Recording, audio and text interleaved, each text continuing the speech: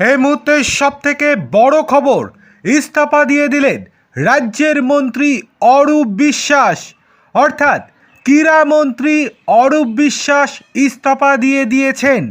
মুখ্যমন্ত্রী মমতা বন্দ্যোপাধ্যায়কে চিঠি দিয়ে ক্রীড়ামন্ত্রীর পদ থেকে ইস্তফা দিতে চাইলেন অরূপ বিশ্বাস। তৃণমূল মুখপাত্র কুণাল ঘোষ জানিয়েছেন, সেই ইস্তফাপত্রে অনুমোদন দিয়েছেন মুখ্যমন্ত্রী। যুব ভারতী কাণ্ডে নিরপেক্ষ তদন্তের সিদ্ধান্তে ইস্তফার সিদ্ধান্ত নেন তিনি। অন্যদিকে মেসি কাণ্ডে রাজ্য পুলিশের ডিজি রাজীব কুমারকে শোকজ করল তদন্ত কমিটি। শোকজ করা হয়েছে বিধাননগরের পুলিশ কমিশনার মুকেশ কুমারকেও। একই সঙ্গে বিধাননগরের ডিসিপি অনিশ কুমারকে সাসপেন্ড করা হয়েছে। ক্রীড়া ও যুব দপ্তরের মুখ্য সচিব রাজেশ কুমার সিনহাকে সাসপেন্ড করা হয়েছে।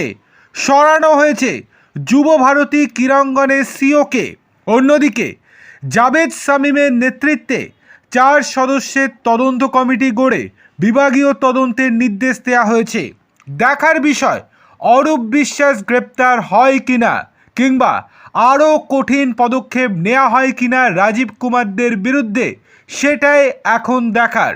তবে এটা কেবলমাত্র যে লোক দেখানো, এটাই বলছে বিরোধীরা।